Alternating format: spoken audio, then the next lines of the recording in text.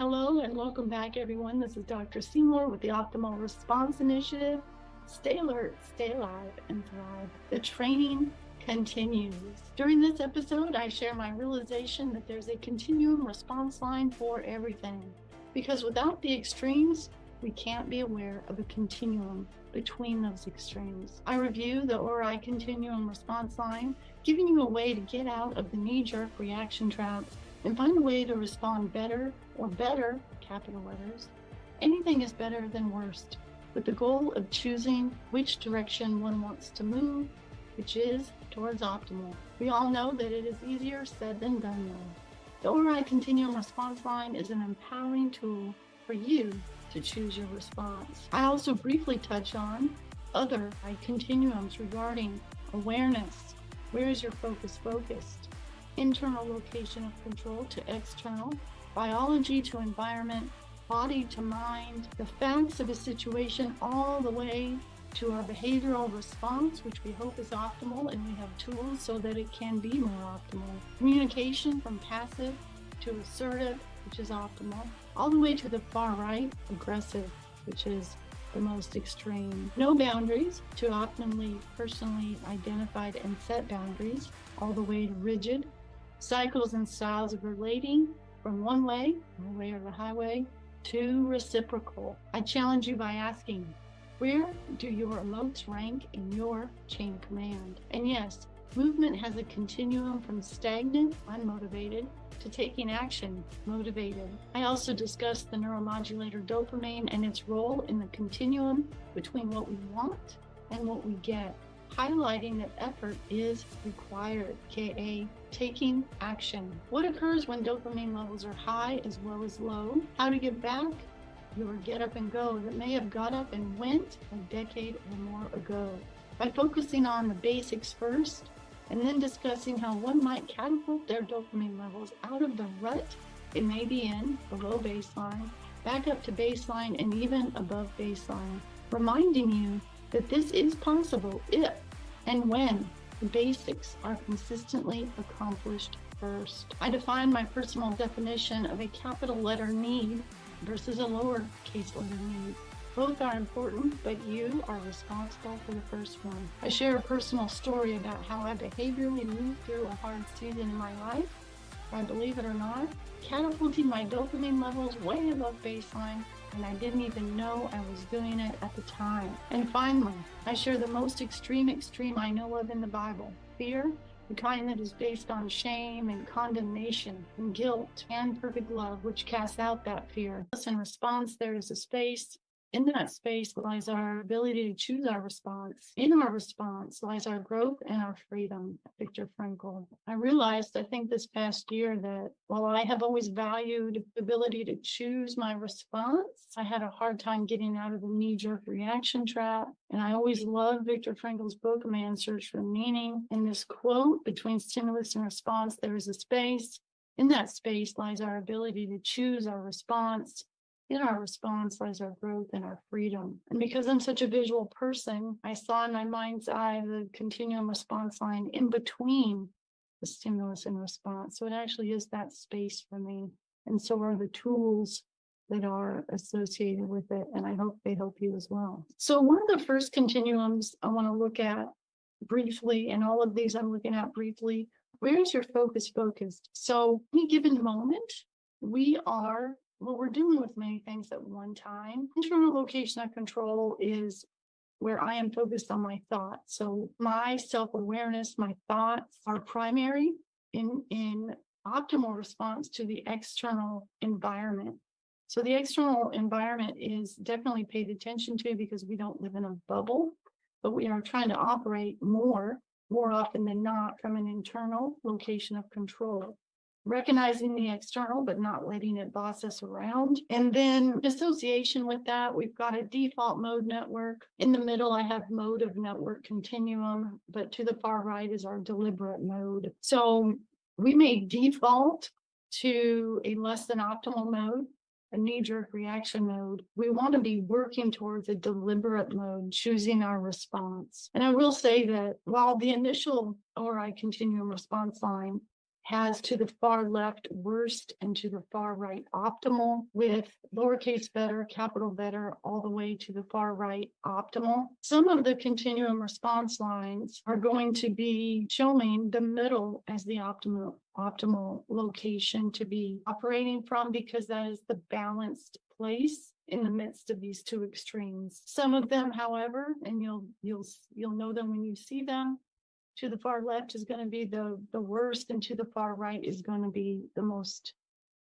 optimal. Or to the far left will be the lowest intensity, and to the far right will be the highest intensity, for example. All of these slides will be available to you, but you can listen and we can just talk about the fact that we have extremes and we have continuums, and we are constantly working to find our balance, and or what direction are we moving towards in our response. So we have either operating from an internal location of control, which in the ORI, Optimal Response Initiative, that is our goal, not to be stuck in the knee-jerk reaction trap, reacting to all the people, places, and things, the external, reacting to everybody else and everything, reacting to everybody else reacting. And we are also working to respond deliberately based on our morals, our beliefs, our goals, our boundaries we've set for ourselves, based on deliberate mode. Optimal awareness of self and environment is in the middle on this one. This is about perception is key.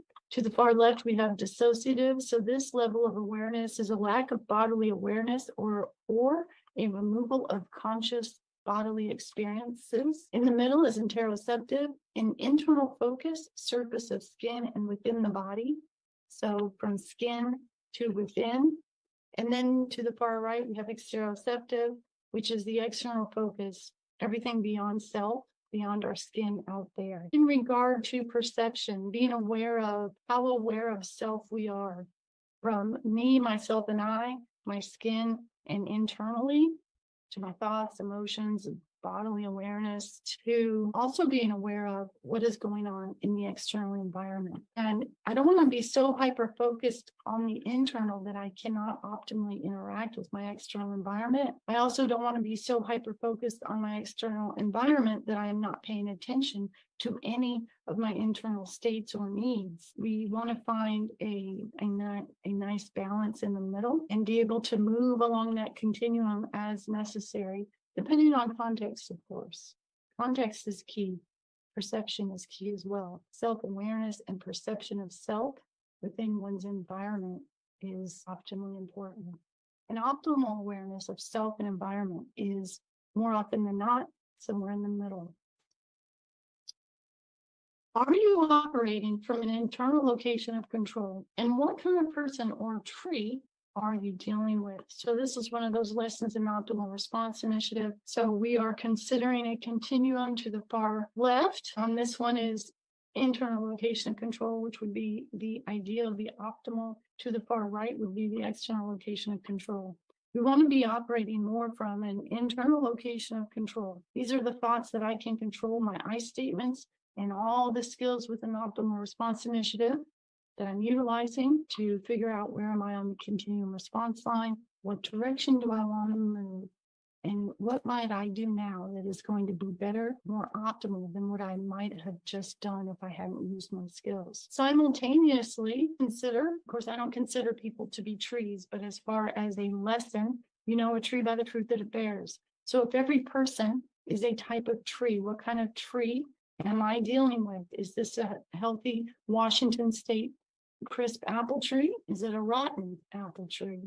What kind of fruit is it bearing or not bearing consistently or more often than not? Or is it a fig tree? Is it a rotten fig tree? Is it an orange tree? A healthy orange tree? And even if it is a healthy orange tree, if I stand in front of it for several decades and ask it, if this is an animation, if I ask it for a healthy Washington State crisp apple, it may really want to give me that apple, but it's an orange tree. It can't. So how realistic are my expectations based on the type of person I'm dealing with and what they can or cannot reciprocate or provide in this relationship? So it's something important to think about. And the more I'm operating from an internal location of control, me, myself, and I, being aware of my internal states, context, and what my needs, wants, desires, goals, motivations, boundaries, beliefs, morals.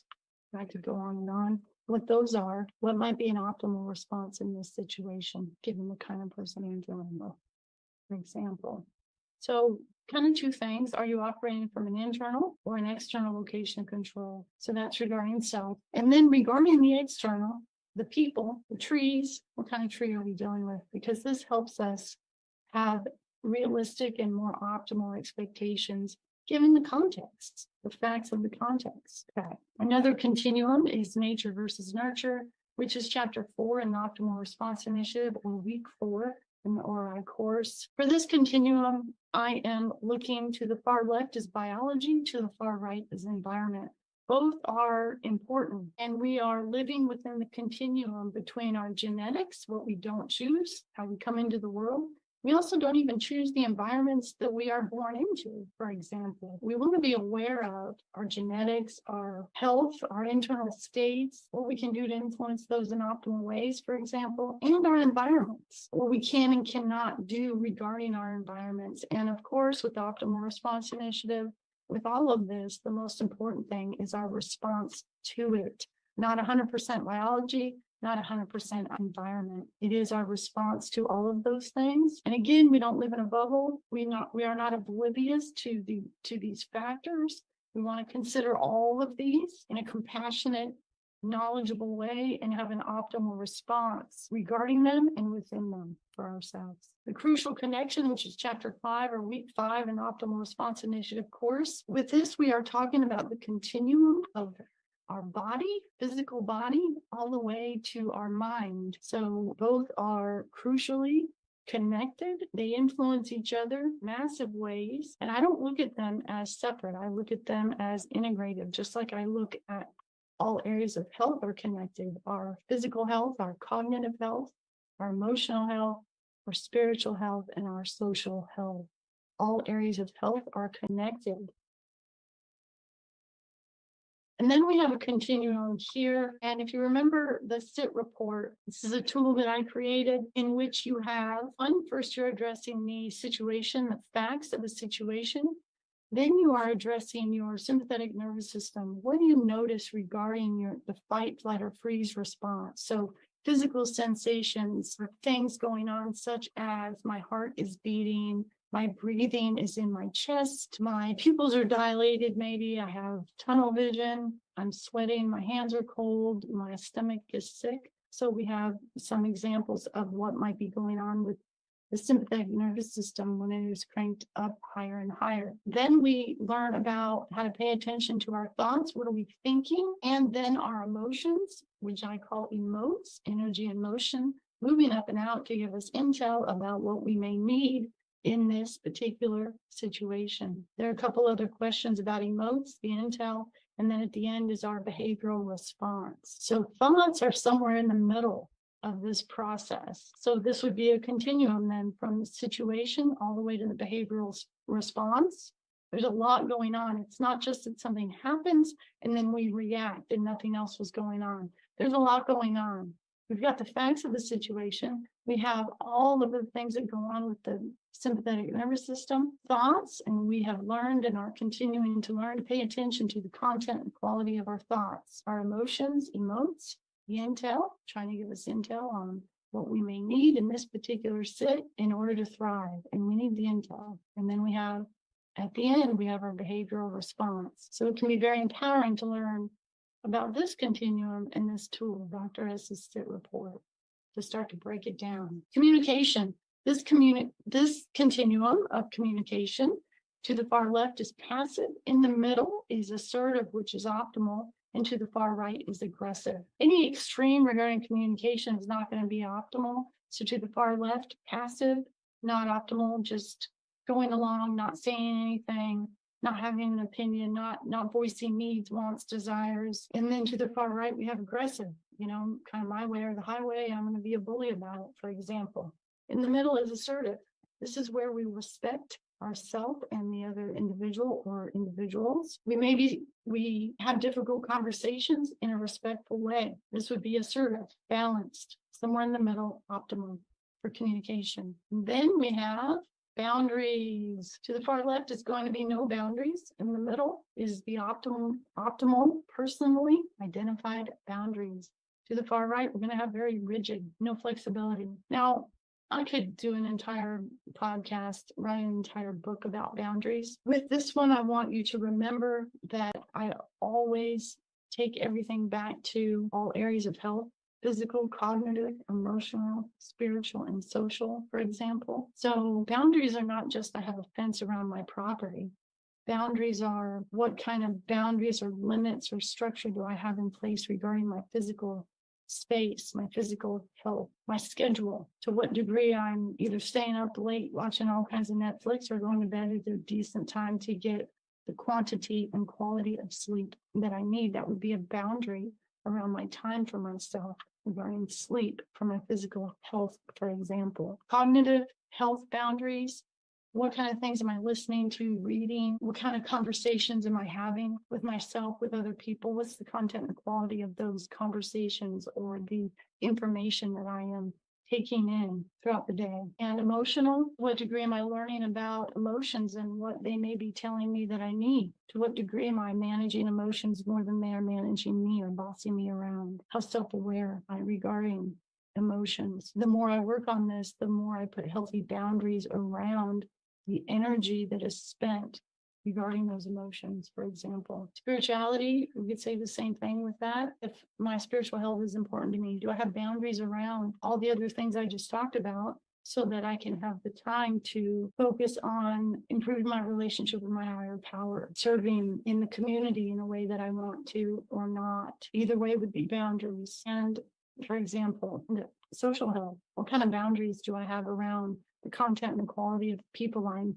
spending time with? And within the time I spend, to what degree am I setting boundaries about the topics or conversations, for example? So boundaries is huge. A lot of times people either have no boundaries or they have very rigid boundaries. And of course, it's going to vary depending on who we are in context, but we need to know who we are to be able to even set the boundaries. And if we don't know what our boundaries are, we're not even going to know when they're crossed, and or we might get very angry if they're crossed and yet not even realize why we are angry or how we assertively communicate our needs or to set or maintain those boundaries. Should probably do an entire podcast since I'm camped out at this slide. But there is a continuum regarding boundaries, from no boundaries all the way to very rigid boundaries. Okay, a continuum also of styles and cycles of relating. To the far left, we have one way. To the far right, we have reciprocal. So with this one, I just came up with a couple examples of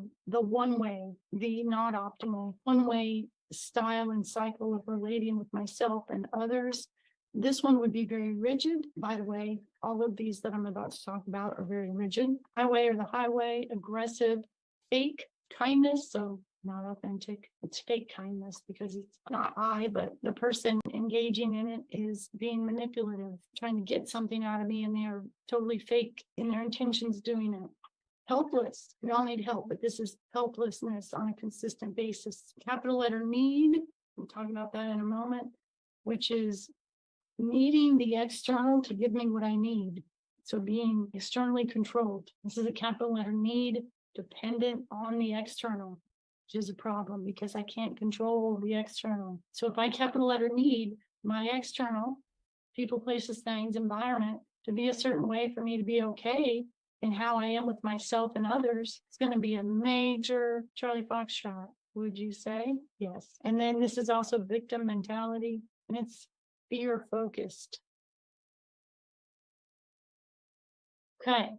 To the far right, we have reciprocal. Now, this is more optimal. This is the most optimal. Reciprocal, equally balanced. This is going to be flexible, assertive, authentic, empowered, helpful. Lowercase letter need. This is where, the lowercase letter need is a complement. We complement one another in our cycle and style of relating with each other in these relationships. It is a complement to lowercase letter need one another, not capital letter need. Capital letter need is that external focus where I have to have this person or this situation be a certain way for me to be okay. And that's a problem because I can't control people or all the factors in a situation. Okay, so reciprocal is lowercase letter need, this is just Dr. S's description of these things I've come up with to help myself, and I share them with you. Reciprocal is also a victor mindset, not a victim. And this also encompasses love, hope, the dream, the goal. We are focused on love, hope, dream, SOP of working towards optimal, basically. It's love focused, not fear focused. So this is the continuum of styles and cycles of relating. An optimal response initiative, this is chapter 12, where we talk about less than optimal and more optimal styles of relating. Just thought of a continuum that kind of encompasses either very rigid one way or reciprocal, balanced and equal. I give, you give, we give and take in equal measure. Okay, now this came to me as I was organizing this podcast, and I thought this was interesting. Where do emotes rank in your chain of command? Because as you know from other podcasts or from doing ORI, I talk about emotes, which is the intel trying to move up and out to give us intel about what we need, right? So every emotion has intensity from lower intensity to higher intensity. So we could look up the emote mad in a synonym finder and get many variations, many synonyms of that emote energy moving up and out within us to give us intel about what we need. And we are not just mad at the 50-yard line. We are not just rageful, 100 plus, and we're not just irritated. So it's important to consider, where are we on this continuum?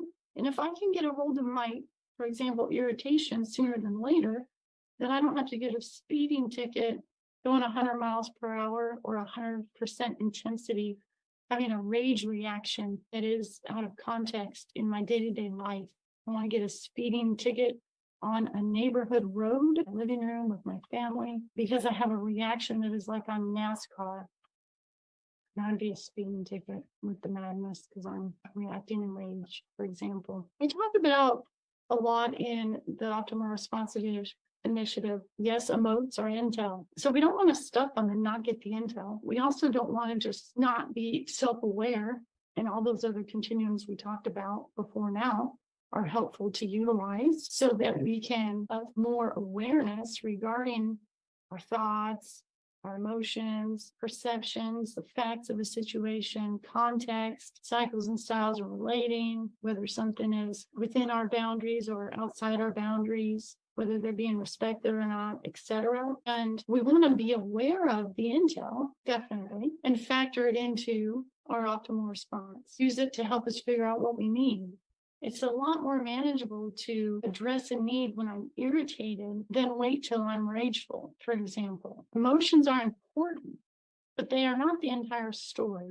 So while I teach people not to stuff the emotions, I teach people that the emotes are intel for this land of thriving, and we need intel, but they are not the only and the most high-ranking thing in a situation. So let's look at this. Where do emotes rank in your chain of command? So I have them as the situation, the facts of the situation. I put that as an E.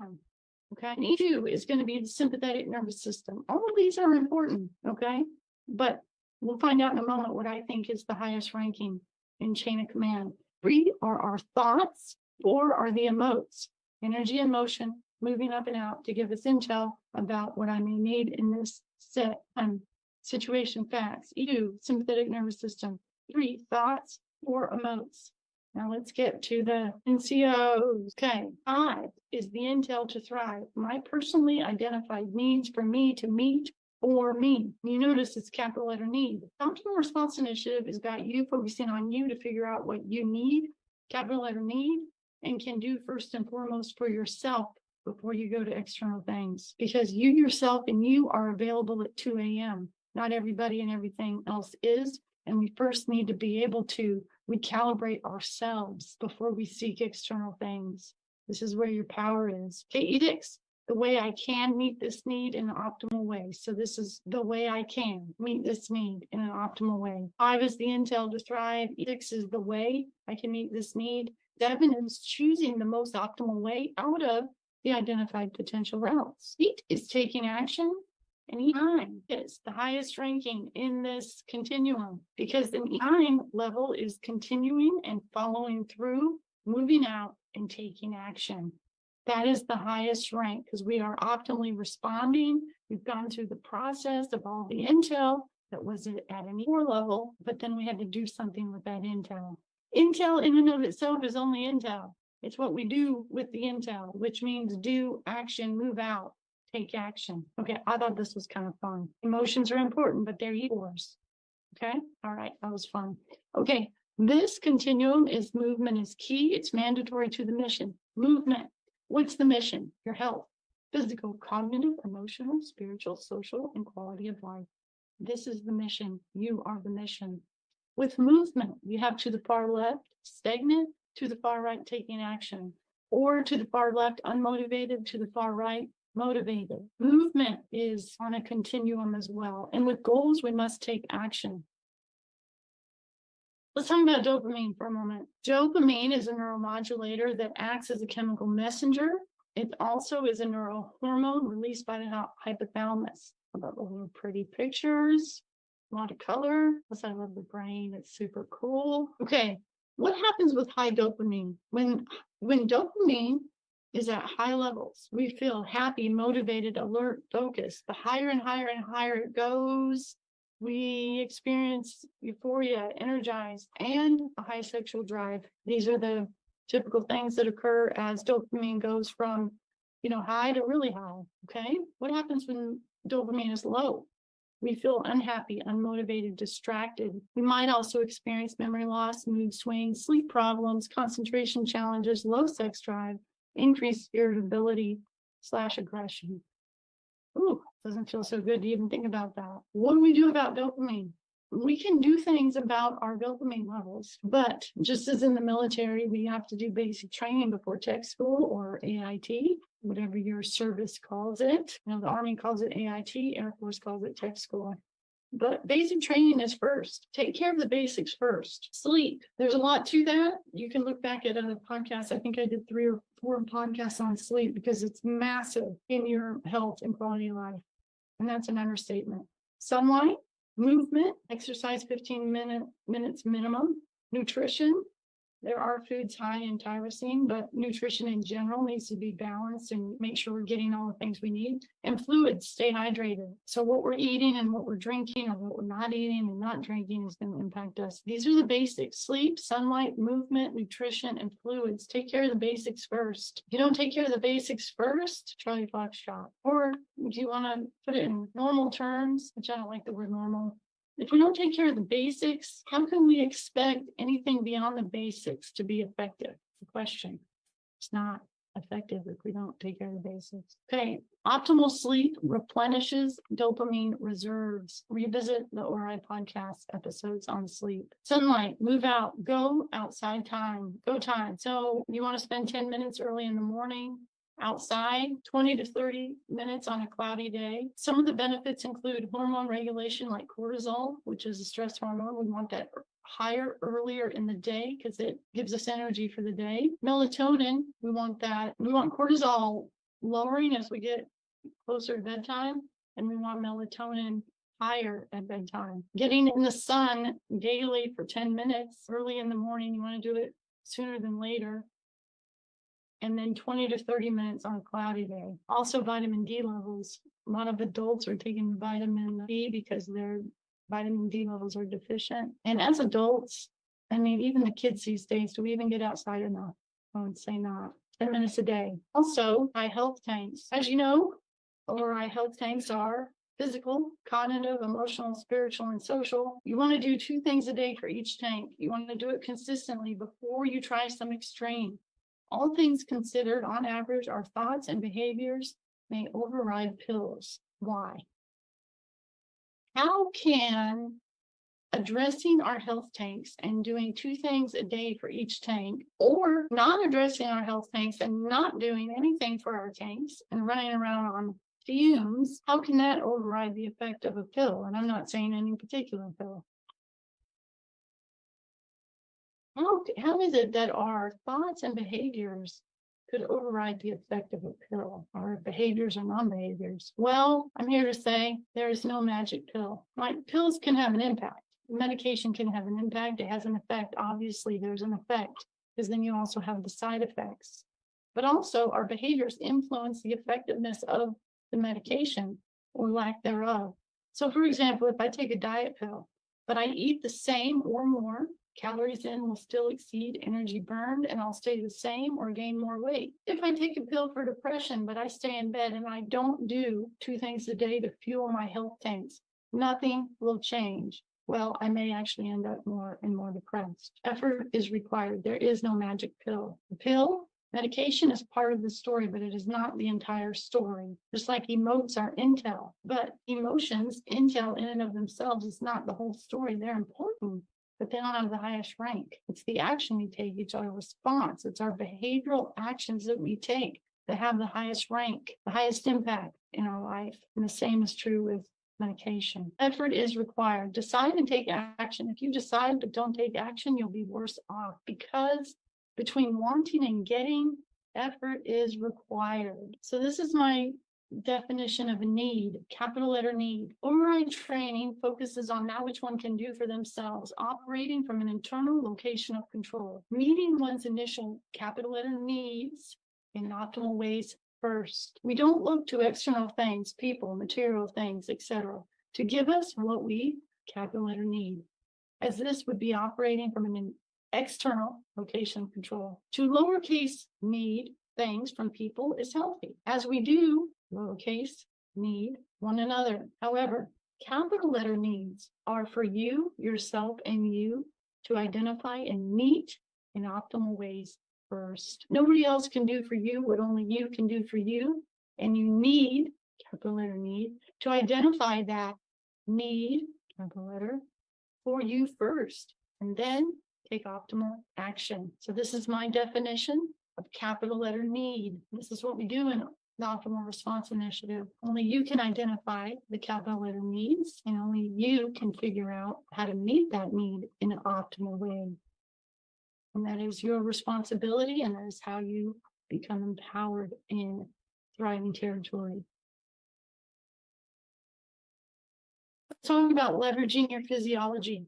When we need, capital letter need, want, crave something, even basic things like water and food because we are thirsty or hungry, that desire, that want triggers a peak in dopamine. After the peak, dopamine, naturally drops below baseline. It is this drop below baseline that motivates us to go and get what we, capital letter need, want. We physically feel the need, increased want, craving, desire to take action in order to get the thing that we need or want. The more we think about the thing we need, want, crave, desire, and the more we don't take action to go and get it, the more pain we feel because our dopamine is below baseline. And I have the ORI Continuum Response Line. To the far left is worst, lowercase better to the 50-yard line, capital better, all the way to optimal to the far right. To the far left, also from worst really to the 50-yard line, I also have hopeless side, unhealthy. When we get to the 50-yard line and we're moving towards the right, this is more the hope-filled side, the healthy side of the continuum, and we want to be moving to the right. Anything is better than worst. And P.S., your body and dopamine don't care what the it is. So it being the need, the craving, the want, the desire, it's up to you to choose the it, what the it is, as well as which direction you want to move on the ORI continuum line to get. So essentially we can be focused on unhealthy things, getting and eating 20 donuts, for example, spending all my money shopping, smoking 2 packs of cigarettes, for example, driving really fast, isolating, disconnecting myself, reacting to the anger, etc., in a vicious cycle. So those would be it's that are less healthy extremes. I want to identify my it as, for example, learning ORI skills to be self-aware and take care of my health, working on an exercise program, working on my physical health or every area of health, working on a training that I'm trying to improve myself, or, cleaning out a closet, helping a neighbor. Okay, you get the picture. The capital it, my brain, dopamine, my body doesn't care what the it is. We have the power to choose to identify our it and then leverage our physiology to move towards optimal to get what we want, which is the it. Sound like Dr. Seuss.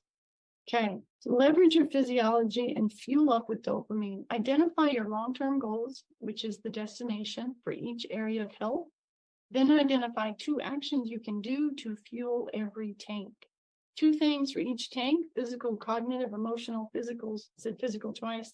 I'm really emphasizing physical. Social, I left out spiritual. So if spiritual is important to you, definitely consider it. I do. So 5 health tanks, 2 things a day for each tank. That's 10 daily actions, movements, taking action. And P.S., dopamine is your physiological fuel. Leverage your physiology.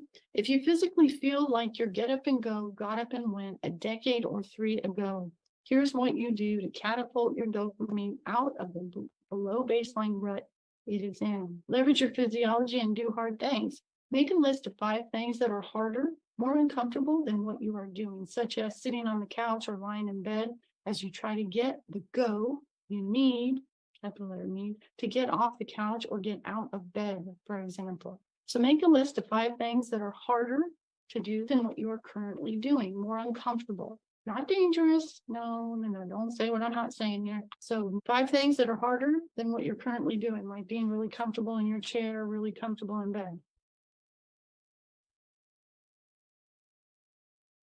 Okay. So quick story. Gosh, it was 20 years ago because my son is almost 25, almost 25. So it was about 20 years ago. So a lot of you have heard this story. I've talked about it several times, but I haven't always shared this. So let's see. So my son, Jacob, when he was 10 months old, we were told he was profoundly deaf. Now, the thing about this situation, however, is we found out about a surgery that he could get a cochlear implant. So we had a goal, we had a plan, and we worked the action steps to accomplish the plan for 4 or 5 years and then some to get him what he needed, hearing, speaking, and then mainstreamed in kindergarten, which was amazing. And I thank God for it. All the people who helped us. The second diagnosis of blindness, however, when he was 5, we were told he'd be blind at 10 from retinitis pigmentosa. Long story, not so short, became so depressed, not just in emote, sadness, heaviness, depressed, like clinically depressed, like physically, like my limbs felt like they were 5,000 pounds each. Like I couldn't move, but I had to move and I pushed through and I moved and all the other things that go with it. And I just had no answers, did not want to accept it. I was devastated emotionally. I was devastated, really. I was deficient. I was in a rut in every area of my health and life. And I was highly concerned. I was diagnosed with clinical depression. I didn't want to get out of bed. I mean, I did get out of bed every day, but it was one of the hardest things I've ever done. Yes, this season of my life, but actually physically, mentally getting out of bed. And I pushed through like I was, walking up a 20-mile hill in the snow every step all day. I was already exhausted. So I was pretty desperate. I really didn't know what to do. Nothing was helping me. My faith wasn't even helping me. Or I didn't think it was. I didn't feel like it was at the time. And then a couple of weeks into it, I woke up, my alarm went off, and immediately I had this thought, I'm going to clean the bathroom. Let's see, I'm going to stop sharing this for a moment. Okay. So I had this thought, I'm going to clean the bathroom. Why is that important? Well, I hated cleaning the bathroom. Every Saturday I would clean the bathrooms. We had a ranch. I would start at the, far left of the house where the laundry room was, from the left to the right continuum. My house is a continuum. So I would start with the laundry room, the kitchen, living room, dining room, down the hallway, the kids' room. They pretty much clean their own rooms. At the end of the hallway was the bathroom. That's a 3-bed, 2-bath, the bathroom. And for some reason, I was just hyper focused on the kids' bathroom, guest bathroom. I knew I needed to get up and clean the bathroom. I hated cleaning the bathrooms on Saturday. It was the last thing I did. So I did a hard thing. I didn't know I was leveraging my dopamine, but I got up and I cleaned the bathroom. I felt like I felt better. Why did I feel better? One, I felt like, what is wrong with me? Why am I cleaning the bathroom? My husband started wondering too, because I was doing it every morning and it's not like it was dirty. He was thinking maybe I needed to go see someone. And yeah, maybe I did. And actually I did. It didn't help. And neither did the medication. And so he was thinking I needed to go see another type of somebody because he was worried. I was cleaning the bathroom every morning and it wasn't 6. It was earlier than that because we had to drive to Atlanta. But I had to drive to my own, whatever time it was. Maybe it was 6. Back then there were less people, so it didn't take so long to drive in from the suburbs, but we'll just pretend it's 6. 6 a.m. alarm goes off. I'm up and cleaning the bathroom every morning like clockwork. It was like Groundhog's Day, except I felt good about this. I didn't really know why I was doing it, but it's what I had to do when I got up. And I had to get up as soon as the alarm went off, and I cleaned the bathroom. All I know is it worked. Eventually, my husband stopped asking, and eventually I stopped needing to clean the bathroom as soon as the alarm went off. Is that not amazing? Why is that amazing? I was so excited when I learned about how we can leverage our dopamine by doing hard things, something harder than what we're currently doing. Laying in bed is comfortable. What is more uncomfortable than that? Well, yeah, getting up, but definitely getting up and cleaning the bathroom, which was my least favorite thing to do. And because my dopamine was at a deficit, it was in a rut, it was below baseline. This action, taking this action, this movement to do this harder thing consistently catapulted my dopamine above baseline and actually created higher baseline for myself. So I got out of the rut. My dopamine got out of the rut, but I got out of the rut too. I mean, maybe this is the whole thing about, I'm in a rut. Well, maybe the dopamine is in a rut from being wiped out from devastation in all areas of health and life, maybe. And maybe it's not 100% our fault that we're in a rut. Well, it's not anyway. But what can we do about it? How can we optimally respond to this rut? Being positive, do this, do that, do a gratitude journal, whatever. That doesn't help when you're in a rut. I mean, it's not like a catapult thing. Nothing against those things. I'm just saying. Pretty powerful to learn how to catapult your dopamine out of a rut. So do hard things. So 20 years ago, I did this and I didn't realize I was leveraging my dopamine. It's pretty exciting though. Secretly in the back of my mind, I was always kind of worried about myself, but I didn't really care because it worked. So I wasn't that worried about myself. Clean my bathroom every morning for several weeks, probably 3 or 4. And then I didn't need to do that. Every time my alarm went off, I was able to get up and I got out of that clinical depression rut, which was a deficiency in dopamine rut. Okay, I'll share my screen again. Hopefully it works. So that's my story. And I'm sticking to it. I hope it encourages you. What can you do? How can you leverage physiology and do hard things? So here's some examples. Of course, clean the bathroom, number 1. Mop the floors, dust, change bed sheets, ride a stationary bike for 15 minutes. Walk stairs for 15 minutes. Clean out closets, make a coffee for your partner, your roommate, do meal prep for the week. Depending on your level of mobility and without causing any additional damage to your body, of course, engage in physical activity.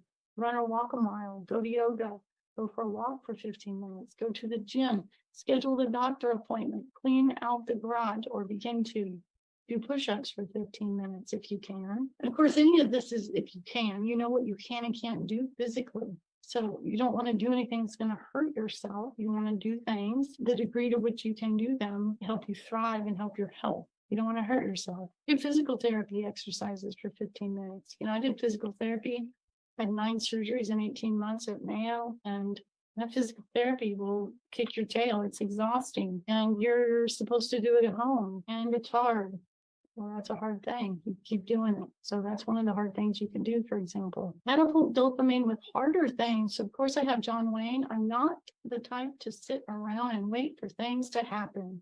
John Wayne. I love John Wayne. He's got some good quotes. How does John Wayne relate to dopamine? Well, if you do the basics, dopamine will eventually be replenished and rise to your set baseline.